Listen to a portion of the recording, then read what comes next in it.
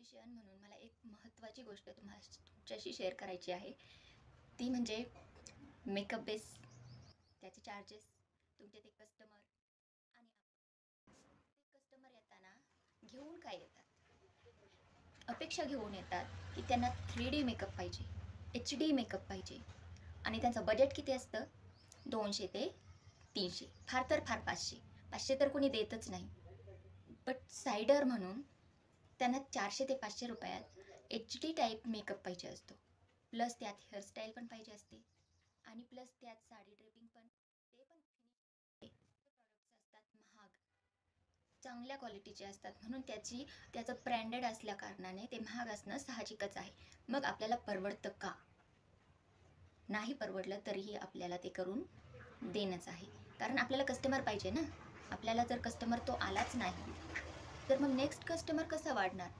पण मग कस्टमरांनी हे समजून घ्यायला हवं की मेकअप करणाऱ्याला पण ते परवडलं पाहिजे.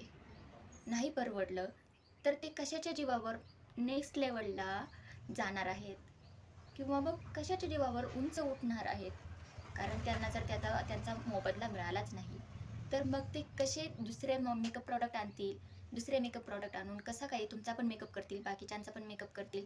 ते कोणत्या क्षेत्रात आहेत हे लक्षात घेऊन, त्यांच्या मेकअपच्या क्वालिटी लक्षात घेऊन तुम्ही पण त्यांची हेल्प म्हणून, जर आपल्याला 3D मेकअप पाहिजेच आहे, HD मेकअप हवाच आहे, तर मग आपण पण बजेट तेवढं ठेवायला हवं ना.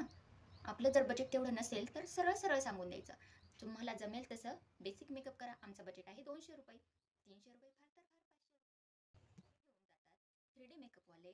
HD मेकअपवाले एकदम हिरोईन टाईप, एकदम ग्लॉसी मेकअप हायलाईट केलेला, आणि तुम्ही देणार किती? मेकअप झाल्यानंतर तुम्ही देणार 300, 400, 500 रुपये.